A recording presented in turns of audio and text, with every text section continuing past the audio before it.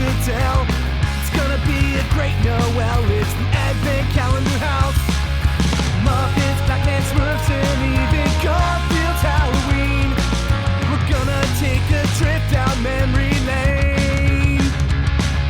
Frosty, Rudolph, and a bunch you've probably never seen. It's Mike and pals that come to entertain. Turn the knob and lift the latch for fun and laughs that can't be matched. And just beware the icy patch. It's the Advent Calendar House. Welcome to the Advent Calendar House, the podcast that was supposed to be on a break. But instead, I'm staying up a little later in honor of Christmas coinciding with the first night of Hanukkah. So join us as... Oh, I forgot to put a joke in here. It's okay, so did Friends. Well, now I'm keeping it. Join us as we partake in candy out of a skull back to the year 2000 and celebrate this cosmic crossing of the streams with a little help from some old friends. It's the one with the Holiday Armadillo. See, no one told you life was gonna be this way. Your job's a joke you broke, your love life's the old way. I am always stuck in second gear despite not having driven stick since this show was still on the air, Mike Westfall. And joining me is a talking skull full of candy meant as a sweet reminder of our own mortality. It's April Riley. Hi, April. Hi.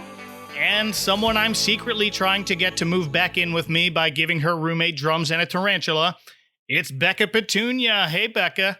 Hi, my roommate is my spouse, so, that's going to be an interesting proposition. Yeah, good luck with that.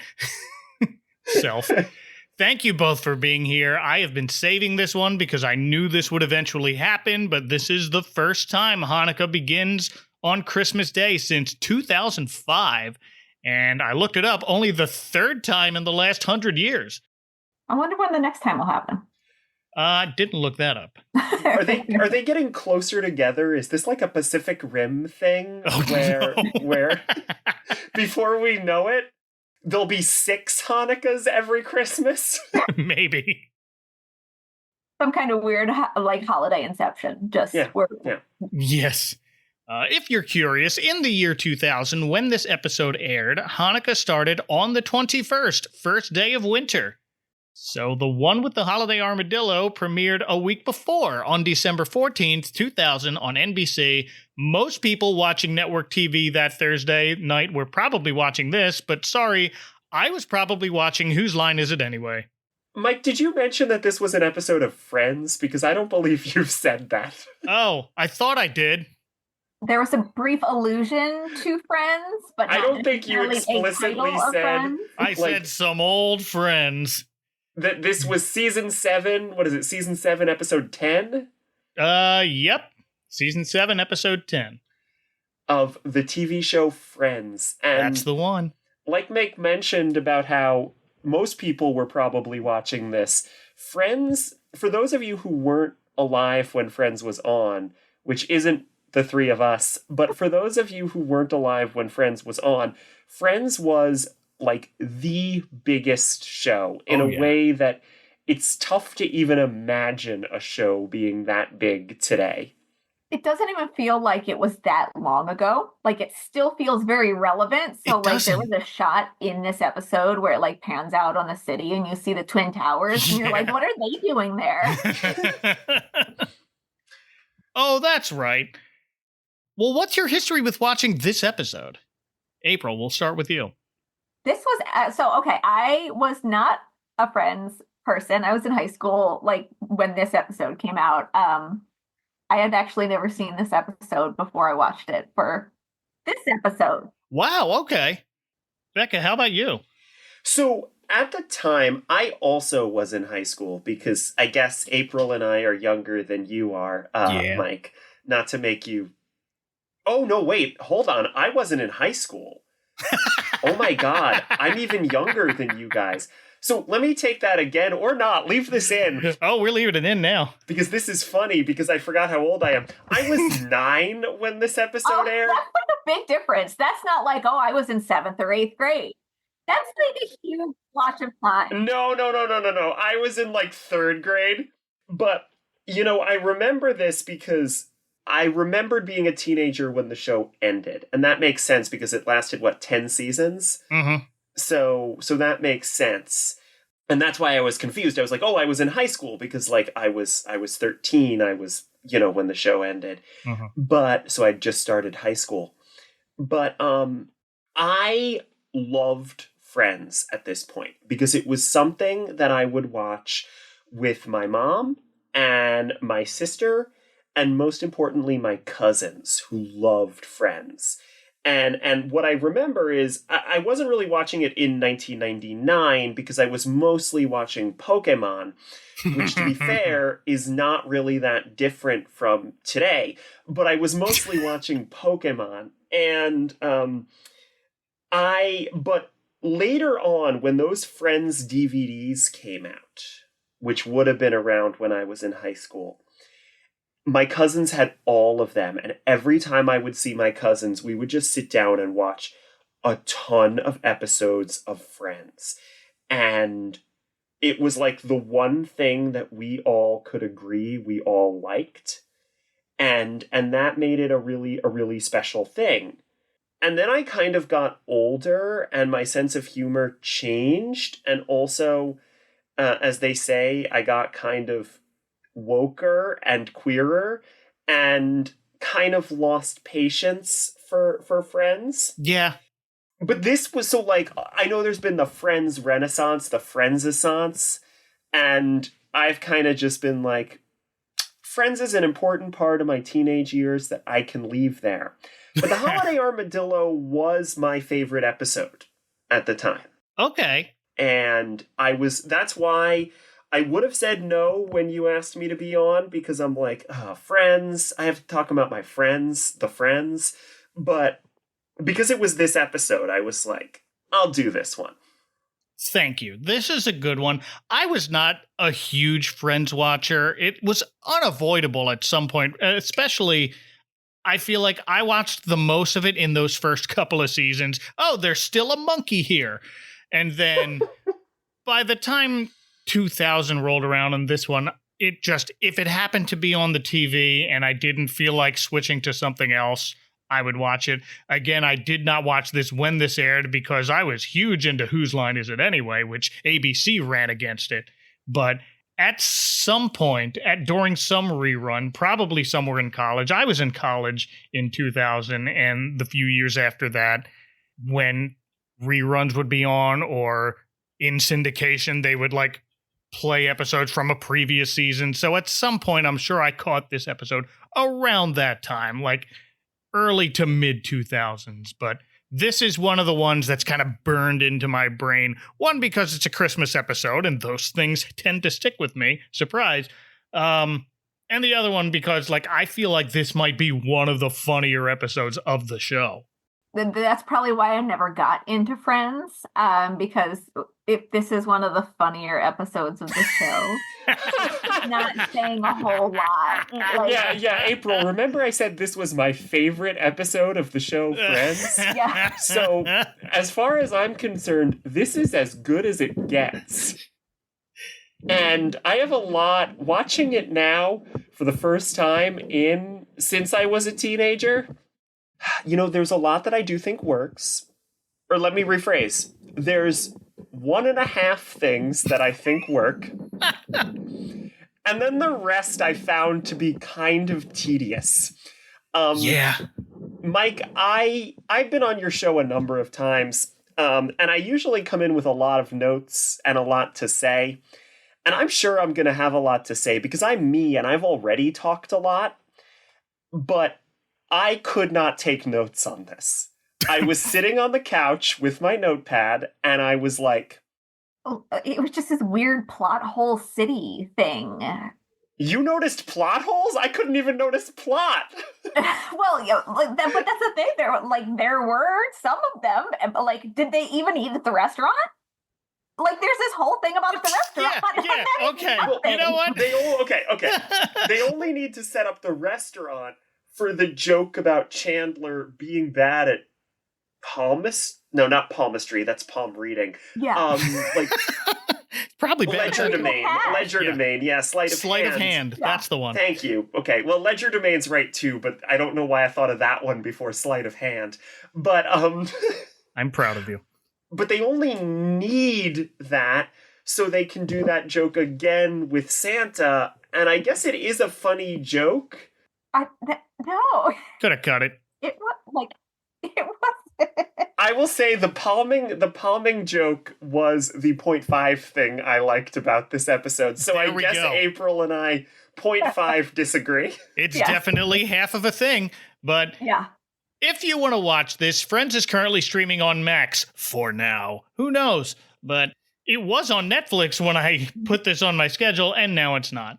So good luck finding it wherever it happens to be. I had to spend $1.99 to watch it on Amazon Prime. Oh, no. Because I don't have Max. And I was like, let me just get a free trial of Max. And then I was like, well, I can't do that either because they don't even give them anymore. Yeah.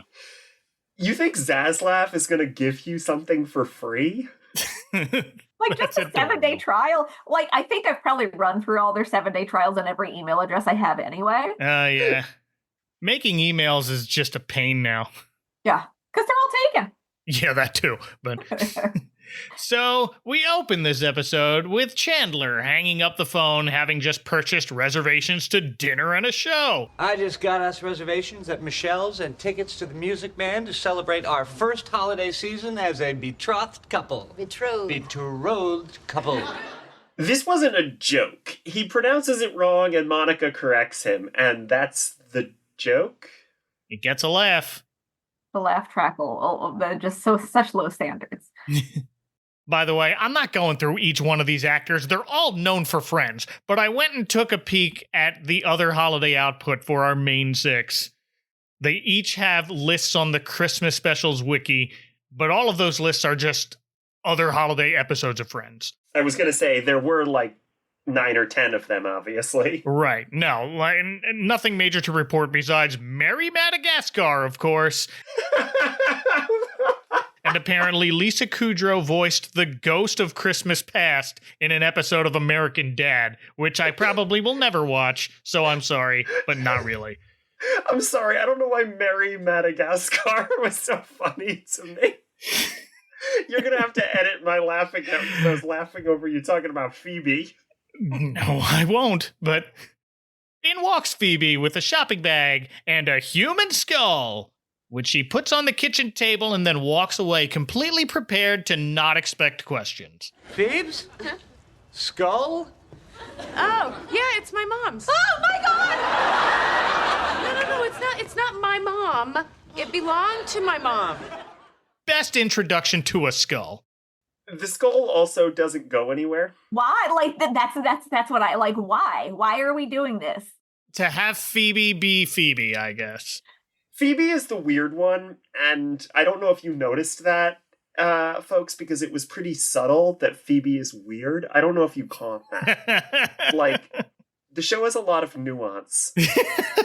So, I have not watched this in years, and I always knew she was weird. But I have not watched it since I was diagnosed as being on the autism spectrum a couple of years ago. And so the moment Phoebe walks in, I'm like, oh, she's on the autism spectrum. She's not the quirky girl. Like, just the matter of fact, just random things she says. I was like, oh, that's me. Yeah, I think, watching the show, and I remember I once had a day, because this is how I spend my time. When I was in graduate school, I spent an entire 3-hour afternoon talking to a friend of mine about what we thought we could fix or not fix about Friends if we were responsible for making a Friends reboot. Oh.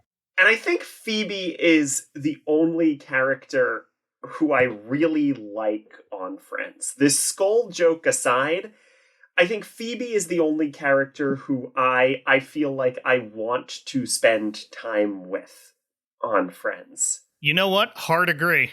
I think that's because, I don't have an official diagnosis, but I'm very confident that I'm also somewhere on the autism spectrum. I just had a very, very big appreciation how when she was done speaking, she turned around and she walked out the door. And that was it. Yeah, Yep. it's just like, well, later. And it's like, that's like, I struggle so much with like ending conversations. And so my preferred thing would just be to finish my statement and leave. And so her doing that, I'm like, I really appreciate that. She explains her mom would put out a skull every Christmas to remind her family that even though it's Christmas, people still die, which, for a second, I thought they were talking about the character played by Terry Garr, who did recently die, but she played Phoebe's biological mother. Yeah, it's important to remember Phoebe has an incredibly perplexing backstory. She sure does. Because she said something about, with the whole probably thing that we'll come to. And she's like, well, they said my mom probably wouldn't commit suicide. And I was just like, what is happening? Oh, yeah. What is this? That was an interesting laugh line, and I hate to admit that I laughed, but I felt bad about it. Yeah. I don't remember if I got, like, that was a longer rant that they cut short, and that's the part they kept. But we'll get to that when we get to it. Also, the skull's for putting candy in. She turns it upside down, and there's a lovely bouquet of red rope licorice. And now the Christmas skull really brings the room together. They should put a Santa hat on it, but that would be a pain to have to put back on every time you turn the skull upside down and get a piece of candy. Too much. But then Ross enters and gives it some thought, but he also takes a piece of licorice. Sure. There's got to be at least a few Friends fanatics in the world who've added a candy skull to their holiday decorations, right? At some point, they made it the center of their personality. They may have moved on. I do just want to address, this is a Ross-centric episode. And yes, it is. It's unusual that this is my favorite episode, because Ross is my least favorite friend. I think Ross is most people's least favorite friend. Not, you know who he isn't the least favorite friend of? Oh, tell me. Melvin the giraffe from of Madagascar, Merry Madagascar. I think Melvin was his name.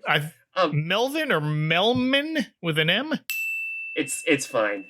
Folks at home can yell at their podcast. I don't care. But in our 3-hour discussion, how we were going to say what we were going to do with Ross's character is we decided Ross's character was unsavable, and the inciting incident of the show was going to be all of these friends realizing that Ross had died. Oh, I love it. But in this reality, where Ross is still alive, he tells everyone his son Ben is spending the holidays with him this year. Oh, that's great. Are you going to dress up as Santa? Nope. I mean, I know Susan does every year, but I think I want to take this year to teach him all about Hanukkah. And maybe I could teach Ben about the Christmas skull and how people die. This, like, it weird, like, understanding how old this child is.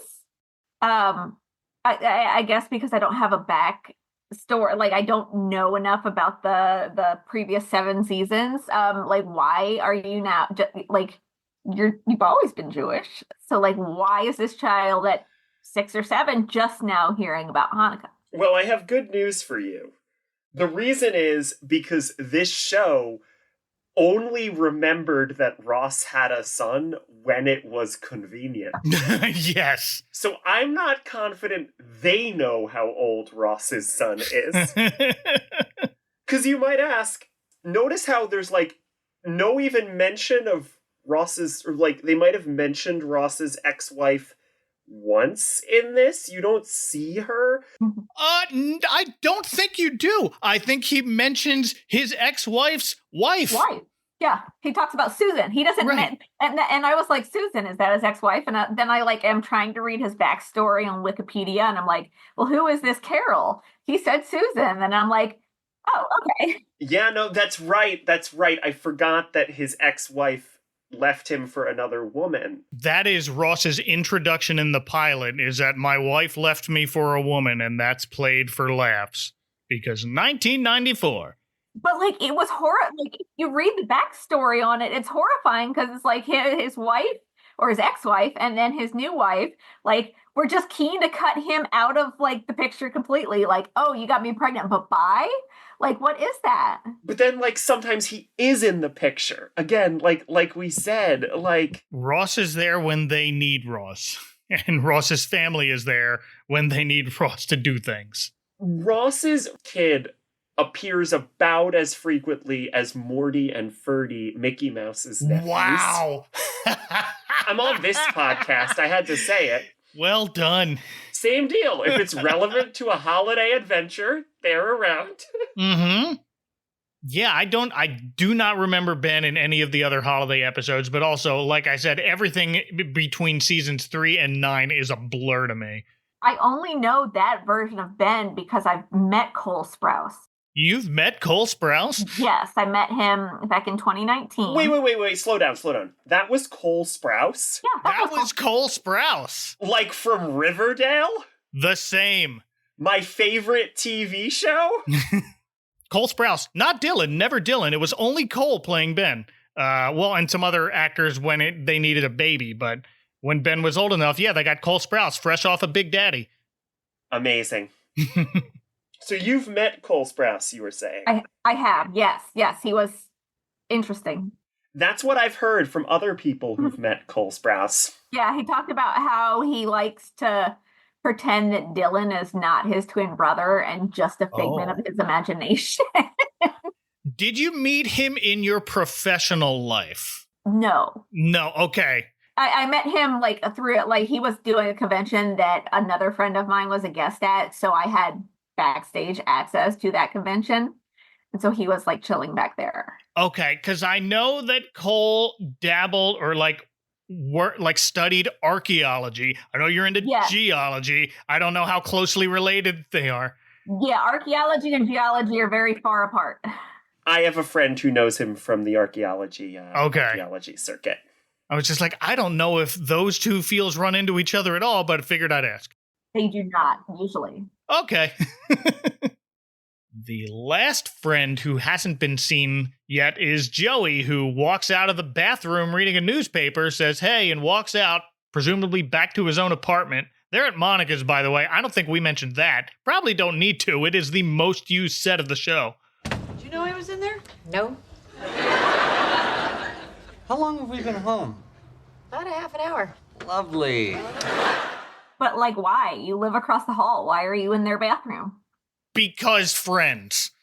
I don't know if you noticed, April, but they're all friends on this show. None of them have boundaries. Right, but they all have unlimited budgets with that size of apartment in New York City. Well, they do explain that it's because it was Rachel's aunt's place or something. Monica's. Oh, I'm sorry. It was Monica's. And it was rent controlled. Yeah. She bought it in Yeah. Rent control stays in the family. I mean, everybody moves around, but I think at some point during the show, everybody has lived in that apartment, except for Ross, who explains in the very last scene in the very last episode that, yes, I did when I was younger, and I came to New York to be a dancer or something like that. Something that they didn't mention throughout the entire show. And the joke was, wow, we almost went 10 years without you bringing that up. Well, next we head to the second most used set of the series, Central Perk, the coffee shop, for a quick scene with Monica and Chandler, who are going to get married at the end of this season, so you've got to show them talking about wedding stuff periodically. Hey, you know what I was thinking? When we get married, are you going to change your last name to Bing? Nope. Why not? Bing's weird. I mean, Westfall's weird, but my wife took it. That was her choice. I don't think it ever came up. We never had that conversation. She just took it. And I mean, took it. We were married for 2 weeks, and she's on the phone with someone who asked how to spell her new last name. And instead of spelling it, she says, west like the direction, fall like the season. And that blew my mind. That has been my name for almost my entire life, and I somehow had never put that together. I have a very common last name that is spelled uncommonly. Yeah. So when I say my last name, anytime I'm like on the phone or anything, I say my last name and then I spell it for them. Like that is now my whole last name. Sure. It's my last name and then the spelling. Yeah. And I would say probably 2/3 of the time they come back and they're like, "I'm sorry, could you spell that for me?" Because they think it's because they'll be like, "I can't find it anywhere," and I'm like, "Well, how did you spell it?" And it's like I spell it automatically just so they know. Yeah. And they missed it most of the time. Mm-hmm. Anyway, I think Monica, again, my spouse and I didn't take either last name, and admittedly it was a little different because gender is weird for my spouse and I. But I think Monica has every right not to take Chandler's name. Oh, yeah. But this is also just a kind of rude way of saying it. Yeah, just outright say Bing's weird. It's just like the suggestion, the comment, we're done having this conversation. It's just so random and choppy. Yes, well, that's the thing. And again, the fact that there's 8 characters, 6 characters. 6 main, yeah. It feels like 9. The fact that there's 25 characters and they all need to get their own subplot every episode because it had to have like been in their contracts or whatever, because at this point they were making like $1 million an episode because this show was so big. They're the main 6, like My Little Pony, except none of them have wings. Or cutie marks. That we know of. I mean, they might. Yeah, that I was going to say, we don't know. They wear clothes, unlike the ponies. Find out in the last episode, Ross has a cutie mark. The one with the cutie mark. Doesn't one of them have like a third nipple? Chandler. Why do I remember that? I'm the one who has never watched it. And I'm like, doesn't one of them have a nubbin? There's an armadillo in this one. I remember that. Yup. So in walks Phoebe now with the required non-holiday related B-plot. So in the previous season, Phoebe and Rachel's apartment caught fire. And while it was being restored, Phoebe has moved in with Monica and Chandler. Well, she just got the call that the apartment will be ready to move back into soon, so she is off to tell Rachel the good news. But Chandler asks, "Oh, you two are going to live together again? She's been having so much fun with Joey that he figured she'd just stay there."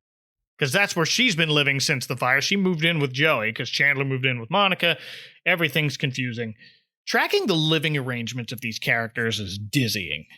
I tried to see if there was some kind of infographic, and there's not, because no one wants to be bothered with it. A flow chart. Yeah, yes.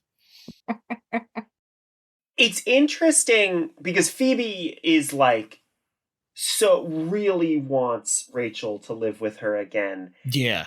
And can't seem to wrap her head around the fact that weren't Rachel and Joey dating at this point? I thought it was later. I think it's a little after this. Yeah. Oh, then I felt like that's what Chandler was trying to hint at. What is Chandler even... Why is this show like this? Why are these characters...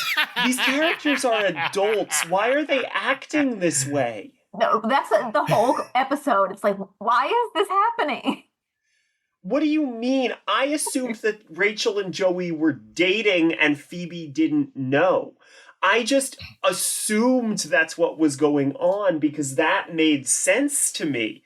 In my trying to like read up on things that happened in this show, I guess like right when she gets pregnant with whatever baby that she ends up having. Phoebe? Oh, no, not Phoebe, Rachel. When Rachel and Ross... Rachel had a baby. I guess, I mean... Rachel had a baby later. I watched almost all of these episodes back in the day. I think it was around that time. Rachel had Ross's baby. Yeah. They got back together for like maybe a one-night thing. And that's how Emma became the most popular girl's name for like 2 decades. Yep. And then trans people helped keep it the most popular name. There we go. I think even now it's still one of the most popular little girls. I don't know. I know a lot of trans girls named Emma. Yeah, they started dating after this. Somewhere between seasons 8 and 10, maybe on and off. So then what is this conflict about? Apparently, Rachel told Chandler that she was having fun living with Joey, and Chandler decided to make it a conversation because he can't stop himself.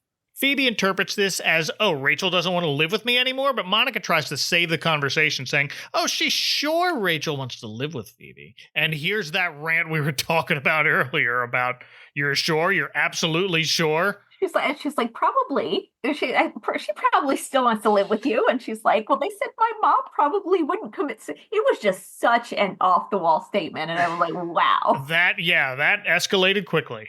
Again, I am ashamed that I laughed. That I feel really bad at. And it's no joke. Yeah. Suicide is no joke. But just the 0 to 60 nature of it, like, I didn't know how to react other than to laugh. Right. I mean, natural reaction to what just happened. Mine's often laughter, and it was here. And oops, we tried. Also, the skull never comes up again either, by the way. I was a bit disappointed about that. Was taking a liking to the candy skull, but Phoebe doesn't want to hang her hopes of Rachel living with her again on probably, and she storms out. And Chandler cuts the tension with, Bing doesn't seem so weird now, does it? Yes, it does, Chandler. Embrace it. And no, Monica doesn't become a Bing. We then very quickly cut to Joey's place, where Rachel finds out Phoebe got him a last-minute Christmas present. Drums? No, drums! And now I have a new favorite way to convince someone to move out. Just get your kids a drum set. Yeah. Y'all ever live in a place wish someone had a drum set? Mm-hmm. Our neighbors across the street have a drum set in their garage. And I will tell you, it's their teenage son's drum set. And he is dedicated because every night from like 6 to 8 p.m., all you hear is him thumping away, and he never gets any better. But he's dedicated. He is dedicated, and I'm proud of him. I was just sitting here thinking, and again, money is so weird on this show. I know I was joking about the rent control department, but Phoebe is a masseuse. Mm-hmm. Phoebe is not like a high-powered corporate lawyer. Nope. Even if we're assuming that Phoebe's apartment is rent controlled. It was her grandmother owned it. Yeah. And willed it to her. Oh, so she doesn't pay rent at all? I don't know. But I know, like, the way rent control works when you've got a rent controlled apartment is it has to be like handed down to like somebody who is a direct family member, and they have to like there's a period that they have to live there as well. Yeah. How does she have the disposable income to buy Joey a drum set as a passive-aggressive gift? And to get it delivered in like 2 hours. That delivery fee must have been huge. Yeah. This is before Amazon. Well, she is in the city. She could probably call a like music store. There's definitely, you know what I mean? Probably, yeah. Right, but like even around Christmas, like this is the, like getting a drum set delivered in 2 hours a week before Christmas. That is impressive. Mm-hmm. It's just like, I mean, and I know how hard it is to get a drum before Christmas because sometimes they have to roll it down the stairs and out of the music store like 20 or 30 times. Sweet Jesus. Well done. My feet are stapled. Anyway, but I was just like, how is this your first guess? If you're going to get him something loud, like a boombox, I just feel like a drum set is just, I don't know. And I feel like some neighbor would have absolutely called in a noise violation. Like, some neighbor does later. Her name's Monica. But my brother played the drums, and he was in a punk band for a few years. It was great. My parents were always very supportive of our talents and interests, and somehow that drum set always stayed in our house. That's how they got you to move out. Yeah, probably. We now cut to that dinner date Chandler booked, and Chandler's got a Chandler, so he goes up to the hosts and say, "Hi, could we get 2 burritos to go, please?" Jokes and jokes. Monica, the grown-up, explains they have a reservation for Chandler Bing, and the host says they'll have a table ready for them in 45 minutes. I don't think that's how reservations work. It's not. Okay, I was going to ask, have y'all ever made a dinner reservation only to wait 45 more minutes to sit? No, not that long. But at the same time, if it's like this hot in-demand restaurant in New York City, like, okay, wait 45 minutes. Chandler's with us. They've got tickets to the Music Man that night, but the host dryly apologizes and tells them, I'm sorry, Christmas is a very busy time, sir.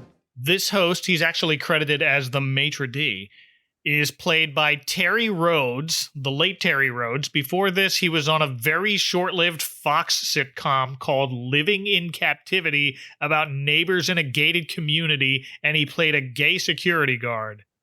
The 90s. No recollection of that. Neither do I. In any context. Nope. That's the thing that IMDb said he was known for. I couldn't recognize anything else he was in besides this. But Monica pulls Chandler aside and tells him, you need to give him money if you want to be seated more quickly. Places like this are always shaking you down, she says.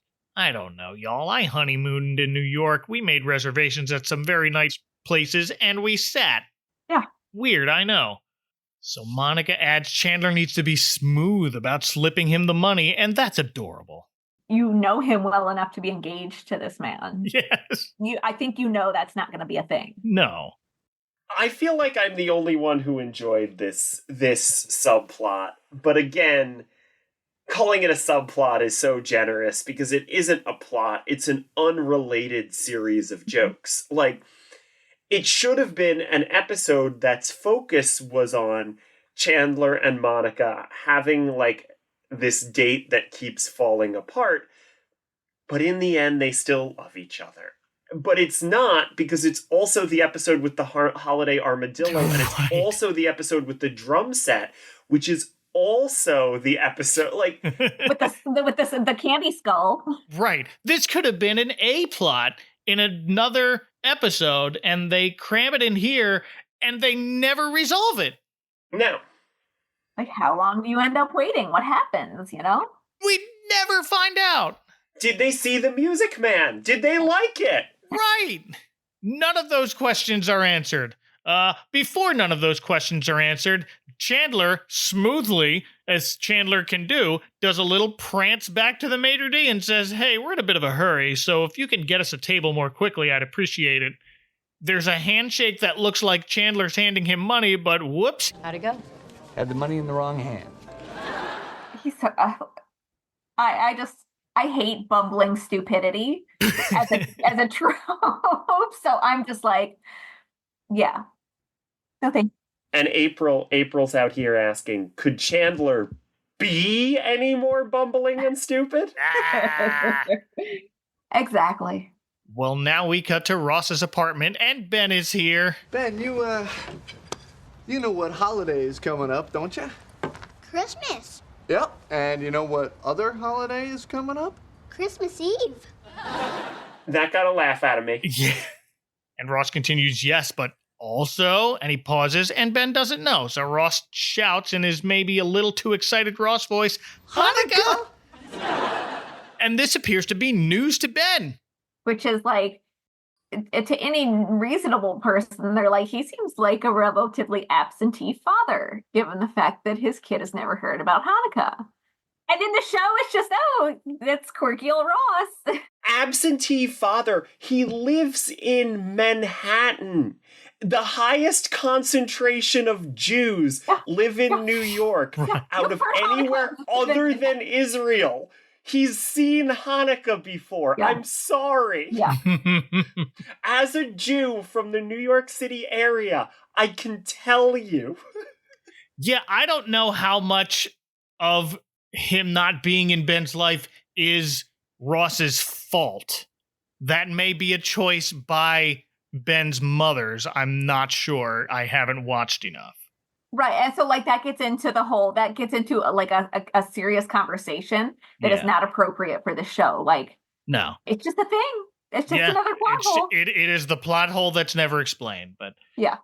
Because I think he just eventually disappears and then they make a few mentions of him. Yeah. And then they had said something like later on when Ross and Rachel have that baby, I think Ross's father says something about his first grandchild. It's like, but several episodes ago or several seasons ago, you had another grandchild. Yeah. This show got way too much credit for as much just loose threads as they left. Someone listening is going to correct me on all of this. So, and that's fine. Thank you. I didn't know you were a big fan of this show, and I didn't invite you on this podcast. Sorry. Ross starts to explain to Ben, you're part Jewish, and Hanukkah is a Jewish holiday. And Ben just says, Santa has reindeers that can fly. Right, but on Hanukkah is a celebration of a miracle. See, years and years ago, there were these people called the Maccabees. Jingle bells, jingle bells. Okay. Like, you could start with the 8 nights of presents. yeah, lead with that. To reel them in a little bit, you know? Yeah, I'd say Ross is a bad teacher, because a teacher should know, like, how to structure this discussion. But Ross is a teacher. That is Ross's job on this show. Not just a teacher, but a college professor. Right. He doesn't do the youngins, I don't know. He tries to go with that by singing the dreidel song over top of the jingle bells, and Ben hits back with Rudolph and poor Ross, but not really. By the way, Ross was ready to go with his Hanukkah story. He had his menorah out with one candle, and if you know me, I like to look up dates. In the year 2000, the first night of Hanukkah was on December 21st. A little later in the episode, we learn the following day was 2 days before Christmas, so they got that right. Oh, hey. There's some continuity. They know how to do it, just not with a child, apparently. I think that was all just a happy accident. But as a Jewish person, I think that it's very funny in the sense that I do understand the struggle of getting people to care about Hanukkah. And getting people to care about anything that's important to me, to be honest. It can be a struggle. And I genuinely chuckled at Ben singing loudly his Christmas songs over Ross's story and stuff, like, because that is sometimes what it feels like. Yeah. But it also feels like you're left with all of these questions about, like, okay, but again, like I said, like, why does this kid not know what Hanukkah is? Mm-hmm. And, like, I wonder, like, forget what Ross is doing, and Ross being an absentee dad, what are his moms doing? Yeah. Because again, like, they've never, like, been walking and seen a menorah in the window and, like, never pointed it out. Yeah, apparently not. We know that Susan dresses up like Santa every year for him. Which doesn't raise any flags for this kid. And I guess is also, like, is that supposed to be kind of like a weird queerphobic joke, or am I just being oversensitive trans woman Becca Petunia? No, it might have been. A real, like, who wears the pants in the relationship kind of thing that I feel like was a real recurring joke in the 90s with regards to, queer relationships. Oh, yeah.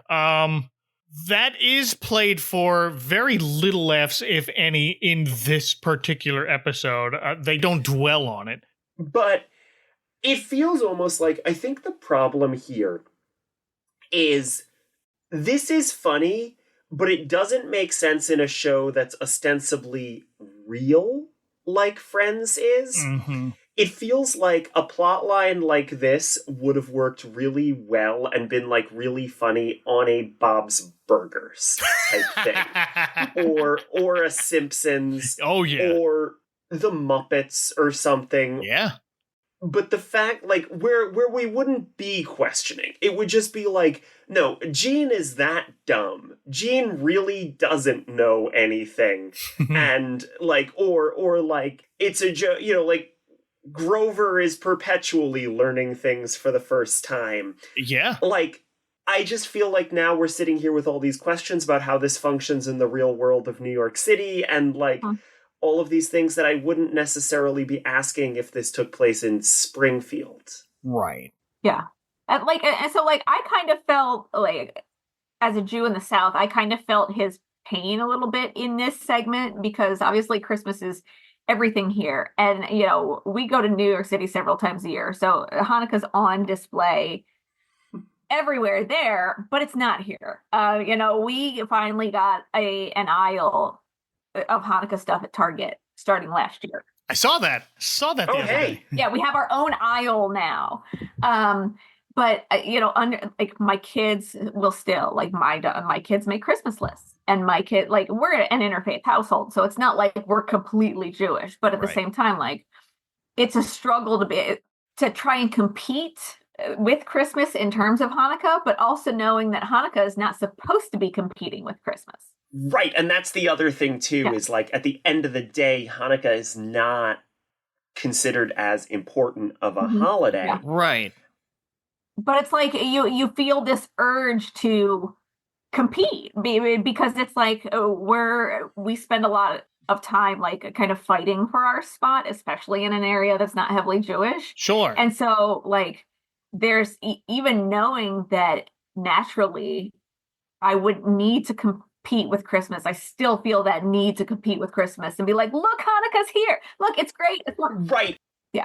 And what you're saying is, I think, why this plot line works, because it feels like a metaphor turned literal. You know what I mean? Like, but the problem is with all of this other baggage, you're left thinking about it too literally, and that's when we start, screaming about the timeline and like the geography and ethnography of Manhattan and all of these different things. And it's like, this is like the metaphor of how it feels to again, like in your case, I'm not a parent, but like how it feels to kind of be a parent trying to balance, the traditions that you want to bestow with like society writ large and like what society says you should be doing. And again, a more heightened show, it would be clearer that it was like the metaphor made explicit. Yeah. I'm so glad that you all talked about that in particular, because I was going to ask, have you or your parents had to go through something similar to this, trying to teach you or someone else in your family about your Jewish heritage while also having to deal with the monster of a thing that Christmas has become, which has in turn kind of forced Hanukkah to become bigger than really the Jewish calendar designated it to be, or that it really is compared to the rest of the calendar. And I get it, because like if you look at Hanukkah the way it really should be viewed, we don't have a holiday like Christmas. Like Christmas is like pure unadulterated joy. Yeah, we don't do that. We don't have anything like that. It's like, the best we have is like, would you like some apples and honey? And it can go all the way to like, existential crisis of Yom Kippur. So it's like, we don't even have something else to kind of usher in at another time of year. So it's like, it's a struggle there as well. Like, we don't have anything fun. I mean, I guess Purim might be fun, but we don't have anything, mainstream, in your face, just wonderful. Right. Because there truly is nothing like Christmas. And I mean, like, Christmas, obviously, the history of Christmas is so interesting, and like the ways that it's a religious holiday, but the part that makes it this feels so weird to refer to Christmas as like a behemoth, but like, you know what I mean? Like, I called it a monster. I understand what's happened to Christmas. Yeah. It is a behemoth. The part that makes it this behemoth isn't the religious aspect. It's just sort of the nature of like how Western culture and Christianity have sort of melded together in so many ways. And like, I hate to do this on the Christmas podcast, because you know what? I love Christmas, even as a Jewish person. I love all of this stuff, and I think it's so much fun. But like, of course, there isn't going to be anything like that in Judaism. There also isn't anything like that in Islam. It's just... Or Hindu, or any other, Yeah, like... It's a truly unique thing because of the way that sort of like Christian culture and folklore and capitalism and the idea of like converting people and also like TV and movies, all of these things got sort of melded together into this thing. And again, it's this thing that can absolutely be wonderful and meaningful. And I think Mike does a great job of talking about that on this podcast. Hey, thanks. But it's a thing that again, there truly is nothing like it. There's no other holiday that's even remotely like it. No, because everyone just decided to take that and just be like, oh, I'll take something from here. I'll take one of these and that's over exactly. here. Yeah. So to that end, Ben asks, when's Santa coming? And Ross really, really wants to teach him about Hanukkah here. So he says, hey, how about this year instead of Santa, we have fun celebrating Hanukkah? And Ben, who is 6 years old, by the way, translates that into, No Santa? Was I bad?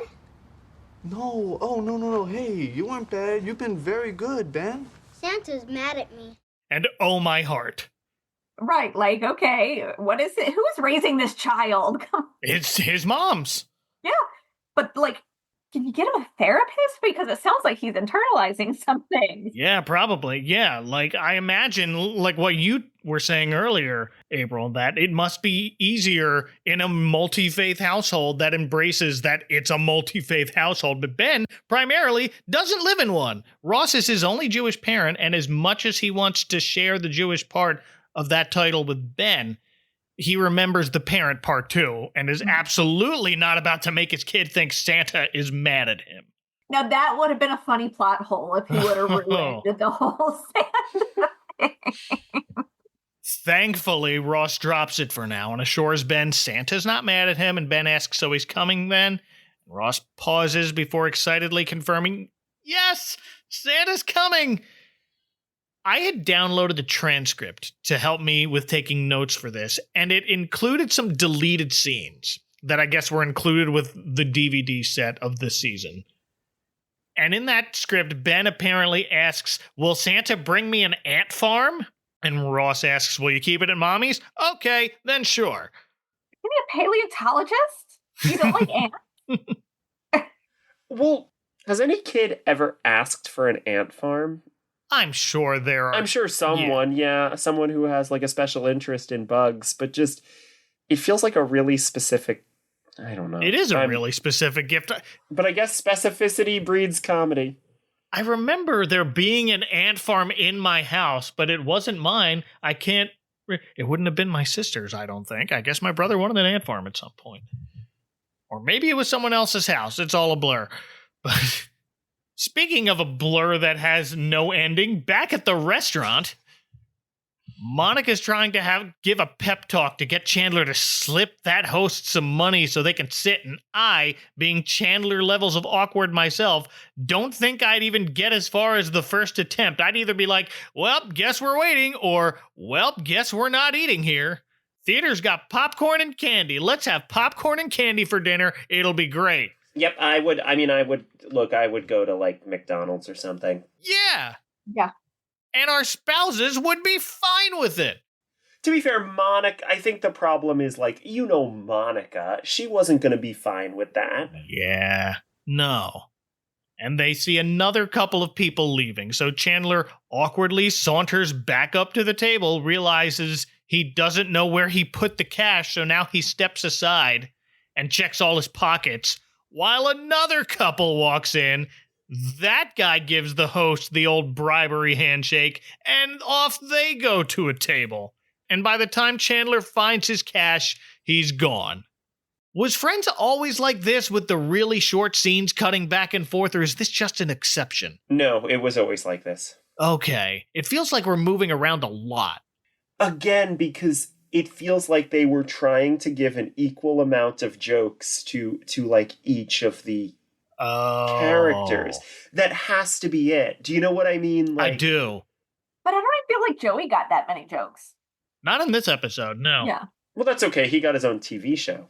There we go. We don't talk about his own TV show. We don't talk about Joey. Was there a Joey Christmas special? Am I going to be on next year for the Joey Christmas special? Not next year, but if I ever do Joey again, sure. I don't know. It does feel like we're moving around a lot because now we find Phoebe in the apartment hallway grinning at the sound of drums coming from Joey's apartment. But when she opens the door, she's horrified to see that it's Rachel playing the drums. Terribly, I might add. That's right. Girls can play drums too. They can. Hey, Phoebes, check it out. We already learned a song. Ready? 1, 2, 3, 4. Tequila! Not how the song Tequila goes. I was going to say, I don't know anything about playing the drums, but that is not how Tequila goes. Phoebe just says, that's fun, walks out, and we cut to commercial.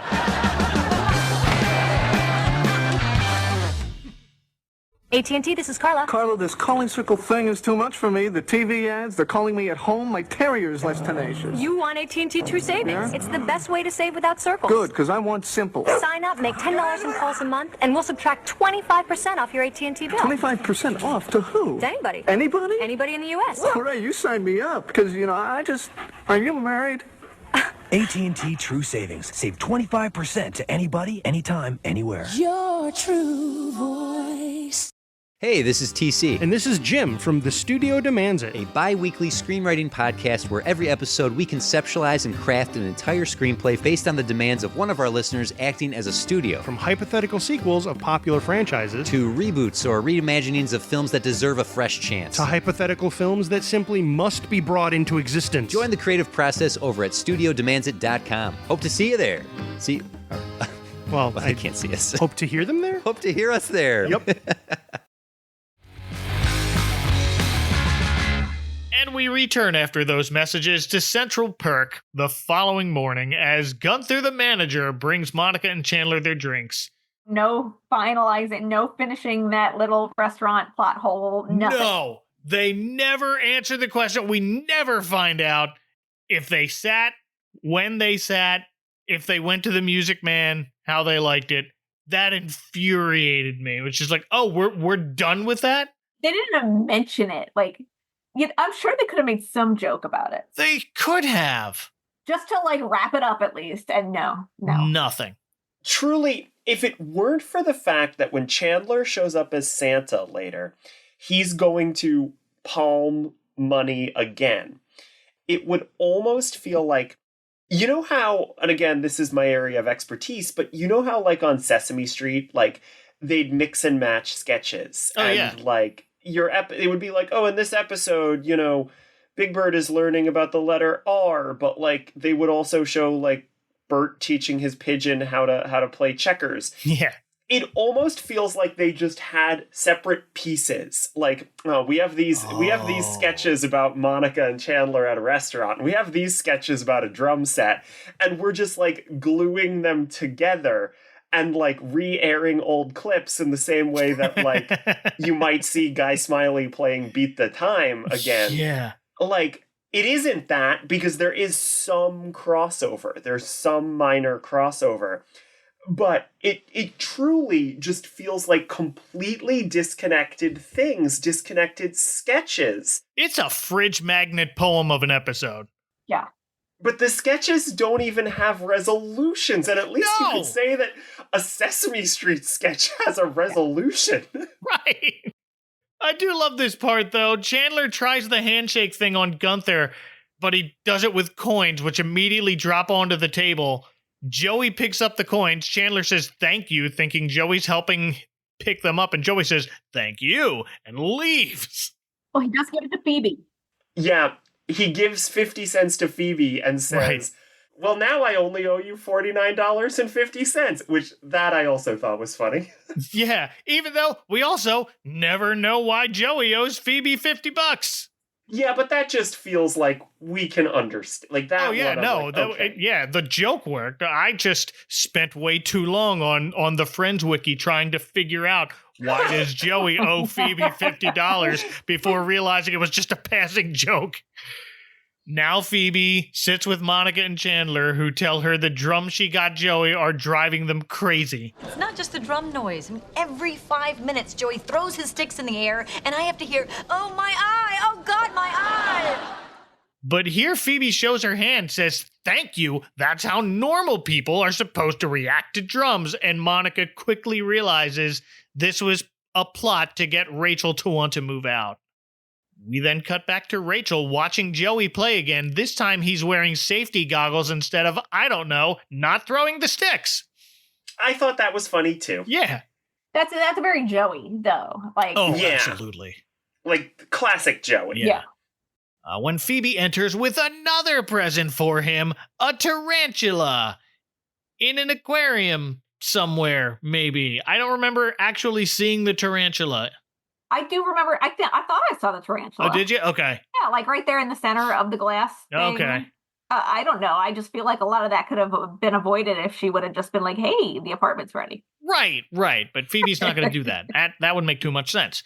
But the tarantula is enough to make Joey fumble out of his drum stool in shock because, surprise, Rachel loves tarantulas and Joey does not.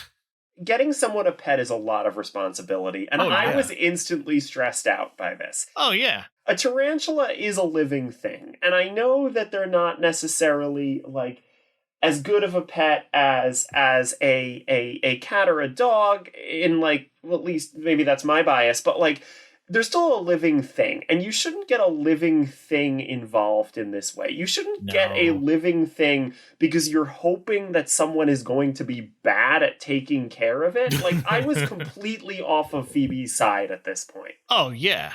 But I also feel like a spider is a universally unliked creature. Like, this is not something that, like, oh, you'd have to have like a fish that only weird people might be freaked out by it. I feel like the majority of people, despite gender, me, my husband, neither of us are going to want a spider as a gift. Wait, so again, like, I'm not afraid of spiders, but I don't want one. Right. Again. Yeah, I'm absolutely afraid of spiders. Like, no, not at all.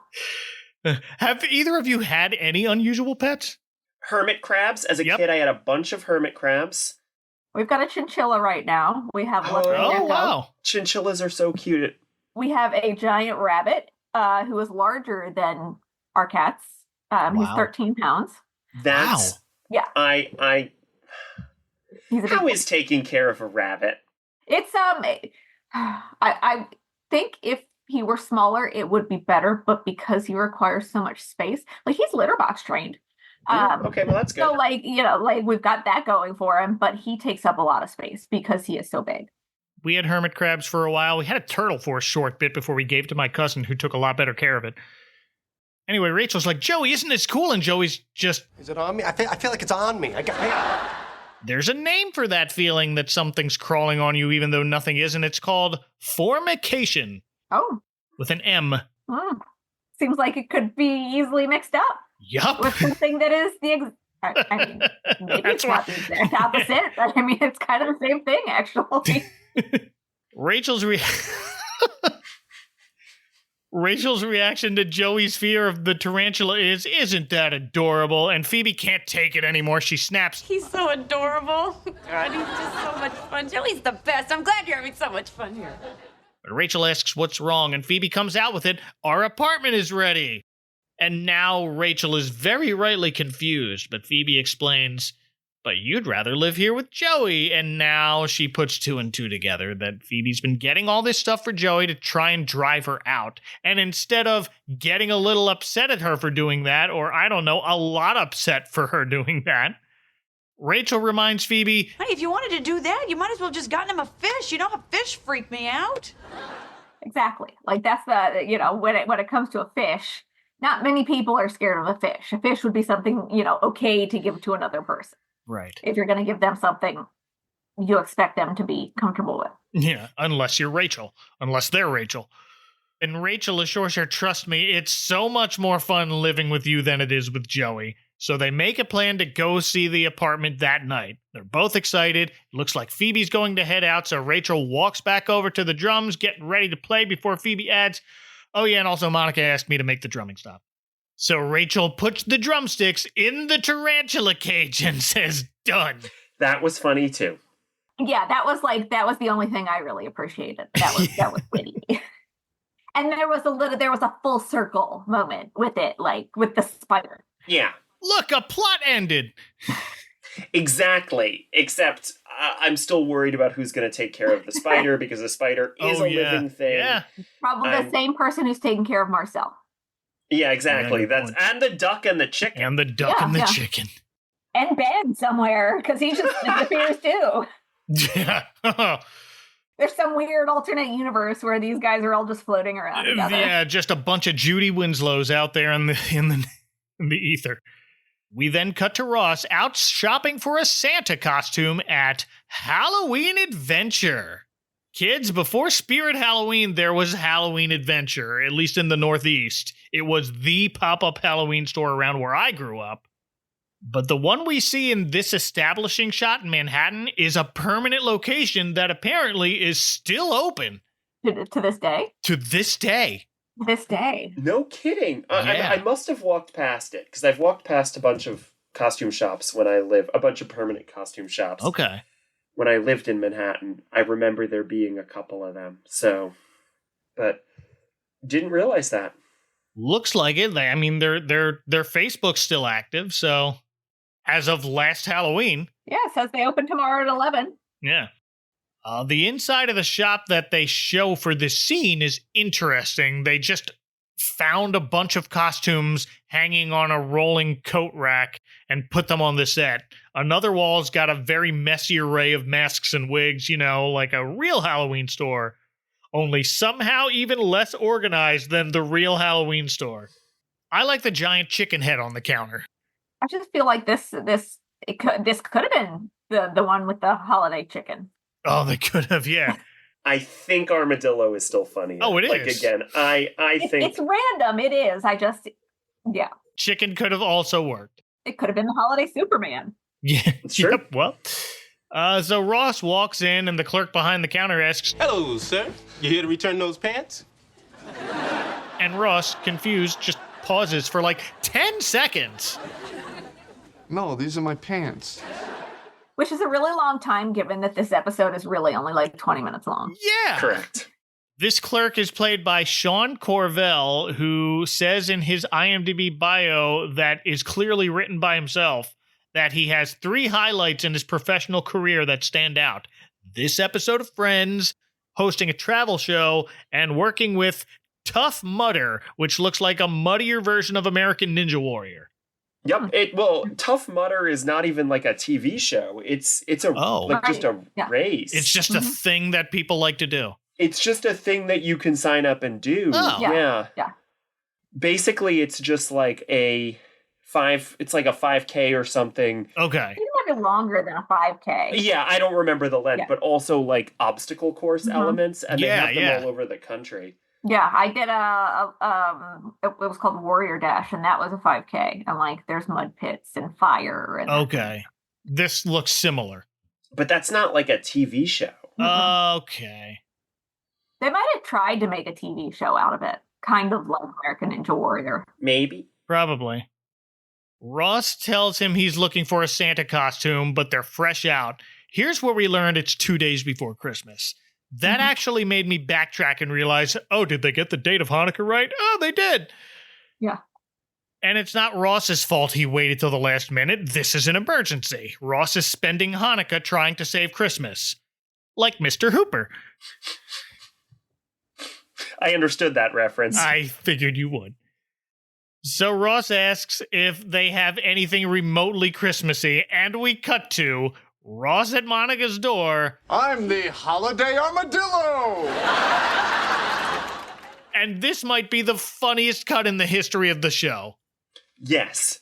From the costume store to here like that.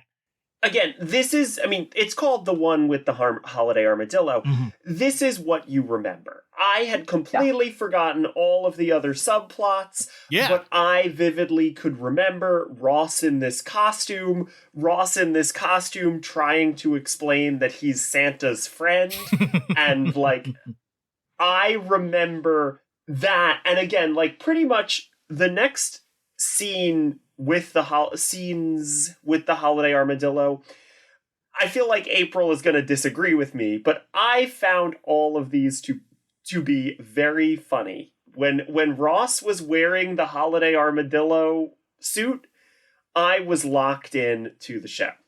That amounts to about 3 minutes of the show. Yeah. Mm-hmm. Yeah. Which is the problem. Can we talk about this costume, though? This is an amazing armadillo costume. Like, I'm hoping that he changed in Joey's apartment. Otherwise, how many flights of steps do they live up? Oh, goodness. I wouldn't rule out him changing at the costume store, though, or even Ross's place. And honestly, I've seen worse parade through the streets of Manhattan. Oh yeah, no, I mean same. But it just feels like it would be. I mean, and they really try to show just how awkward it is to move in.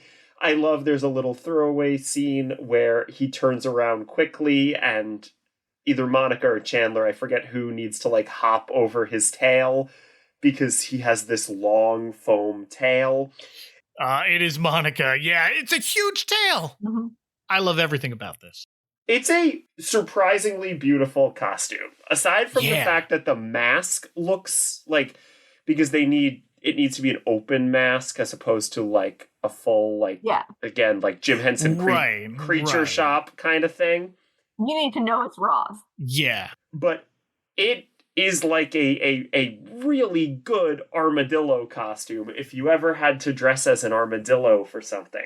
The mask is the way it is because it's funnier if you get to see part of Ross's face. That makes it believable, I guess. But the rest of this costume is almost at the level of the creature shop. It's scaly, it's hairy. It seriously is. This is a super high-quality costume that I would never expect from Halloween Adventure. No offense to Halloween Adventure, but I know what they sell. But Ben's already there at his Aunt Monica's, and he's got a big, confused smile on his face, but he looks genuinely in awe of the Holiday Armadillo, who says he's a friend of Santa's who sent him to wish Ben a Merry Christmas. But Monica, even more confused than Ben, asks, "What happened to Santa, Holiday Armadillo?" And Ross explains Santa was unavailable so close to Christmas, which is the correct answer.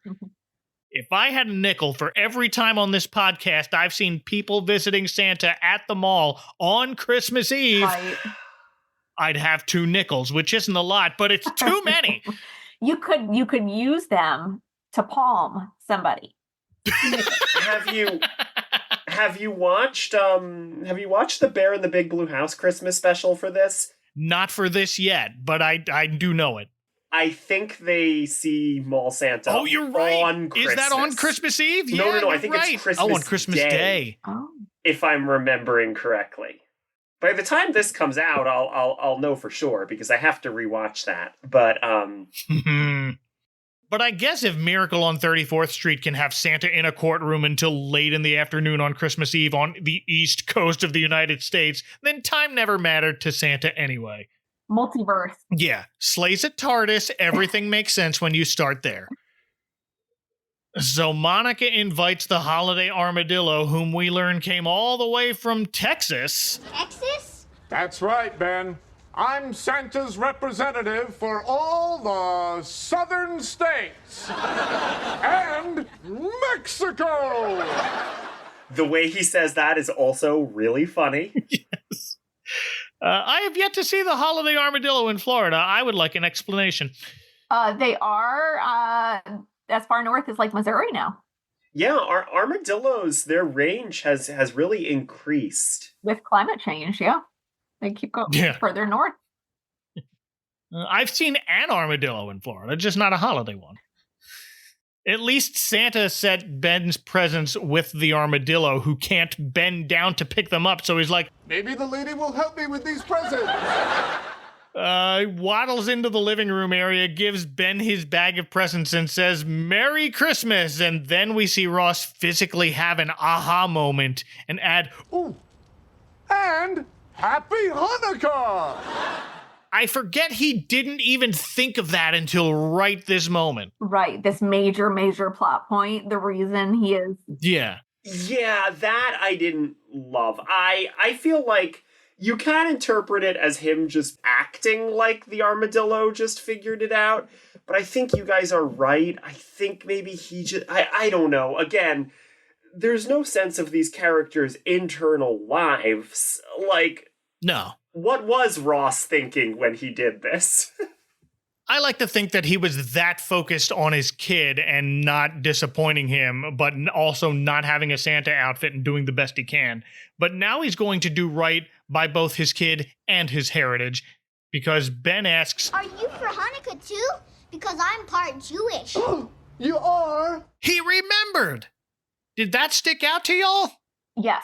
I mean, I thought that was almost sweet because it showed that he was listening to his dad in the first place. Yeah. And I feel like Ross should have been very happy about that. Mm-hmm. It's something I noticed that earlier it seemed like Ben just wasn't interested in learning about Hanukkah at all. He was interrupting him with jingle bells. He was too focused on Christmas and Santa, but it stuck with him enough to remember, oh, I'm part Jewish. Yeah. And now it's part of his identity, and this giant armadillo is acknowledging that. And it feels good when an armadillo acknowledges your identity. I'm sure it does. But here's my sticking point with this. We're now on the second day of Hanukkah.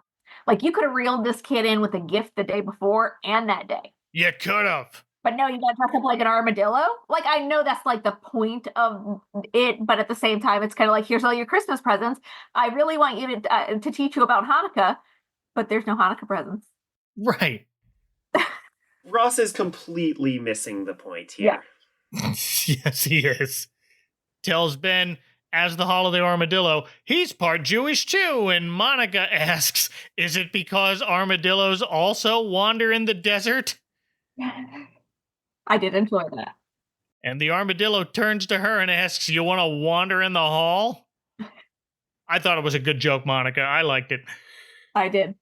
Anyway, the armadillo asks Ben if he wants to hear all about Hanukkah and the Festival of Lights, and now he's interested. Okay, cool. Yeah, well, now there's a talking armadillo. Right. It's story time with the armadillo. So he starts telling him about many years ago, there were these people called the Maccabees, and before he can get another word out, in walks Santa. Years and years ago, there were these people called the Maccabees. Oh, Merry Christmas! It's Chandler. In a Santa outfit, he explains Ross had told everyone he was having trouble finding a Santa costume, so Chandler borrowed one from a guy at work. And Ben immediately runs and gives Santa a hug, almost tackling him. And the Holiday Armadillo, stunned, asks, What are you doing here, Santa? Well, I'm here to see my old buddy Ben. What are you doing here, weird turtle man? And the delivery of, I'm the Holiday Armadillo, your part Jewish friend, is delightful. Yeah, again, everything, like, henceforth here, whether or not I feel the character's interiority or whatever, every joke lands for me. Yeah. Like, I want to get my kids shirts that say, I'm the Holiday Armadillo, I'm part Jewish. Your part Jewish friend. And he adds, you sent me here to give Ben some presents, remember? But all Ben hears is presents, and he asks Santa if he's brought him any, and Santa goes, yep, put her there, Ben, and tries the money trick again, and the cash drops on the floor. Which is the only resolution to that other sketch. That's and it. The only reason why I feel like this isn't like fully like SNL unrelated sketches. Yeah. This is the 1150 sketch. But at no point, like in Chandler, like going through all this trouble of getting the Santa costume, did he think I should also bring this child presents if I'm Santa? I guess not. No, he was just worried about getting the costume. Just a crisp, wadded up 20? Yeah. Looks right at Monica and says, in Chandler's normal Chandler voice, would have worked this time if his hands weren't so damn small. Before he realizes Ben's still standing next to him and he reverts to, ho, ho, ho. That was funny. Again, I'm just going to keep saying, that was funny. Yeah. Yep. I liked this part. Yep. But at this point, Monica tells Ben, why don't you come over here and open some more presents while Santa the Armadillo and I have a little talk in the kitchen. There's a sentence I'd never thought I'd say. So now, in TV whispering voices that any normal child in the same room would hear, but it's TV, so fine, Ross thanks Chandler, but tells him, you gotta leave because I finally got Ben excited to learn about Hanukkah, and that's really important to Ross. So Chandler says, fine, I'll go give the suit back, but Monica convinces him to at least keep it another night. Santa? Really? Yeah, is that okay? Did your dad ever dress up like Santa? No. Then it's okay. Because Monica was Jewish, and for some reason I thought they would get into that joke like, yeah, because I always wanted Santa and I could never have him, or something like that. Yeah. That would have been great. But no, that's the end of the joke. Right. Yeah. We don't do resolution here. No. Yeah, exactly. No. So the Holiday Armadillo now tells Ben that Santa has to go now, and Ben doesn't understand why does Santa have to go. And with more bad quick thinking, Santa says, Because if Santa and the Holiday Armadillo are ever in the same room for too long, the universe will implode. which is the best and worst explanation at the same time. I like how Chandler pauses here when he says the Holiday Armadillo, and Ross gives him a nod. Yeah, he's like looking for confirmation. Because again, he clearly doesn't know what an armadillo is because he called him a turtle man. Sure. But Ben looks right up at the armadillo and asks, why can't the armadillo leave? I want Santa. So Ross says, fine, I give up. Santa can stay. But Santa adds, I'll stay, but only because I want to hear about Hanukkah. Santa's doing his buddy a solid, and I appreciate that. But then the universe will explode. Yeah, and I was a little bothered that they never clarified that. Yeah, like he could have just been like, I have to go supervise the elves or anything. But it was sweet that Chandler did his friend a solid. Because the truth is, 90% of the time, these characters do not actually act like friends. No. 90% of the time, I wonder if they even like each other. And this was a good reminder that Chandler, got it and was like, no, this is really important to my friend. Yeah. And I need to do this to make sure that he can do his plan. Right. We see Ross mouthing thank you to Chandler. But you also see it a little bit in the next scene that Mike's going to talk about, who comes in next. Yeah, well. So you see that friend trying to help as well. They're all trying to help out. Yeah. And to Ben's credit, as soon as Santa asks if Ben will sit with him and listen about Hanukkah, he's interested again. He seems genuinely interested as long as they don't have to kick out Santa. So I guess the universe is safe. And the Holiday Armadillo begins to tell the story of the Maccabees again when another visitor opens the door. It's Joey, dressed like Superman. Merry Christmas! No explanation, just, here's your old pal Superman. Now this is where they could have put that chicken in. Yeah.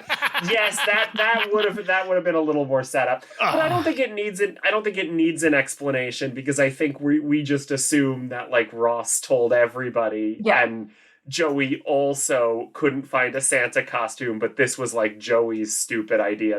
Right. That worked to me without an explanation, because the story that you create in your head is funnier than Joey saying it. Yes. But first, I guess we gotta pause and wrap up the other plot. I was like, why are we doing, I forgot about the apartment plot, because I was enjoying. They could have done that in a later episode. Yeah.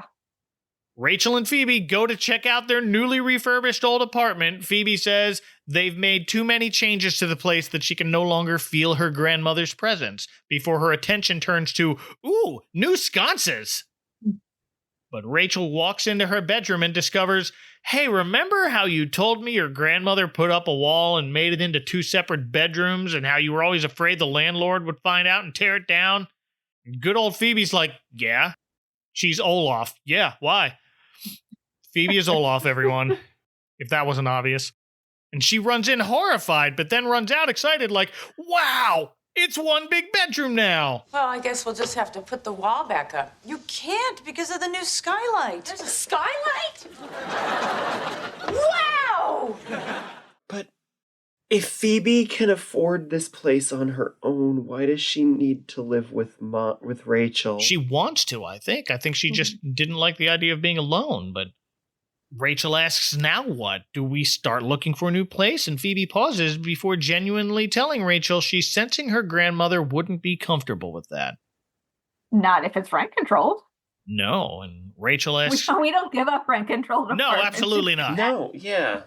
That's it. That's the only kicker.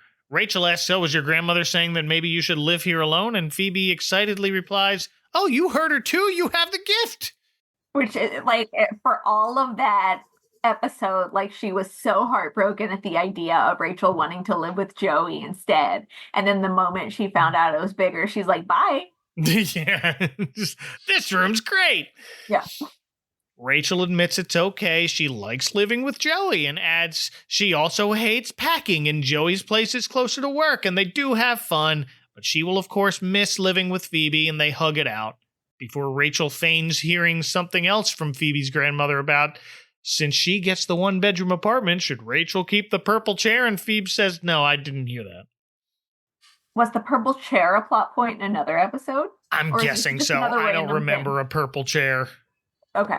Like it had to have been because we didn't see it in this. Yeah. Right. And I have to assume the writing is at least that good that they wouldn't talk about something specific.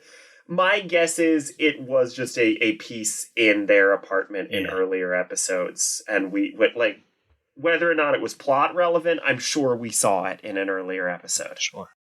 I have more deleted scene dialogue here. Apparently Rachel tries again and says, wait, no, not chair, share. She's saying you should share the one-bedroom apartment. And Phoebe says, wait, now I can hear it. She is saying chair. But none of that works, so I understand why they cut it. That doesn't work because they just made an agreement. And that's... Yeah.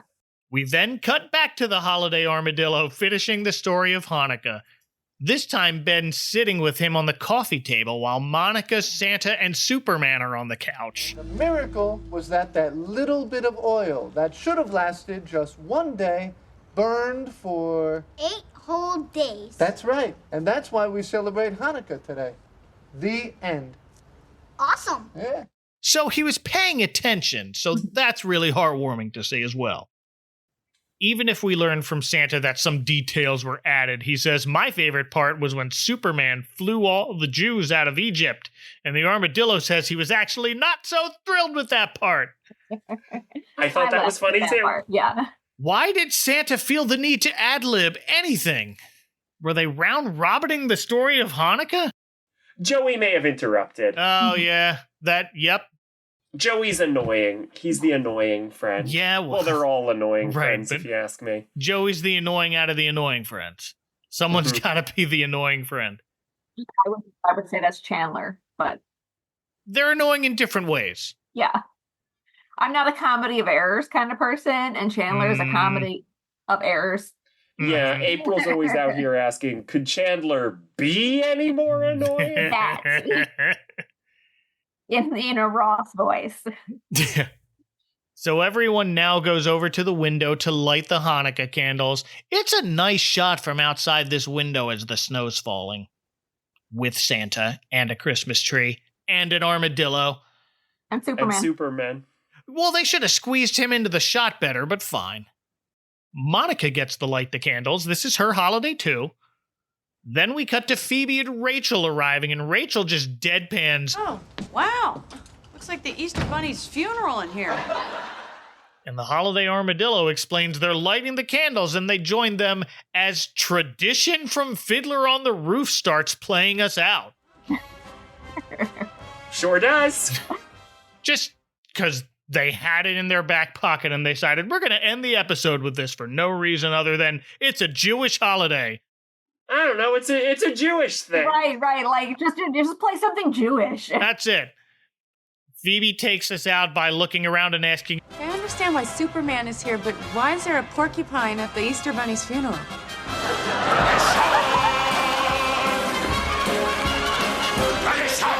I loved that line. Why is Superman there?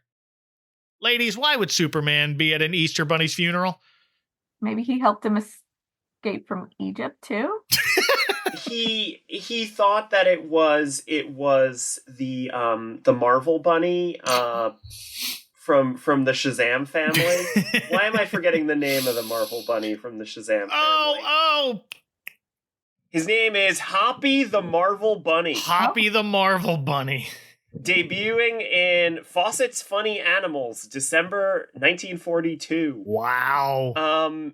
his magic word is, for folks at home, his magic word is Shazam, but that stands for salamander, Hogules, antlers, Zebraeus, abalone, and moncury. Moncury! Oh, that's perfect.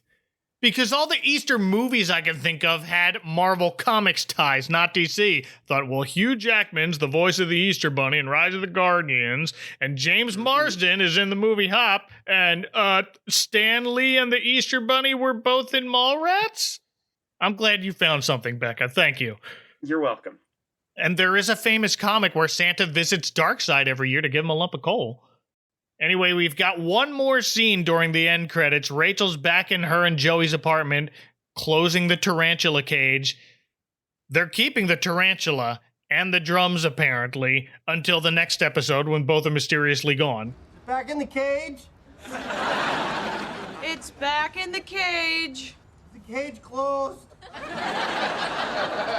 Joey, will you just come out here and stop being such a baby? Joey opens the door, still in his Superman costume, slowly walks into the bathroom while locking his eyes on the cage, and that is it.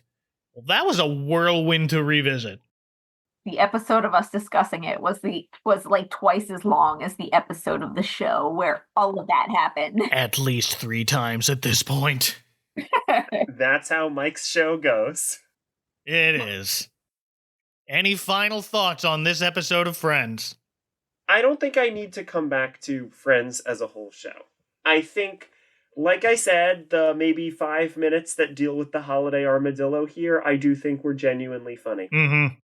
Personally, I think I will remember the Holiday Armadillo fondly, but I will not watch this episode again, or any episode of Friends, until someone invites me on a podcast to talk about a Friends episode. I echo those sentiments. As I said in the beginning, I was not a Friends person, and I have no desire to go back and revisit some type of Friends anything.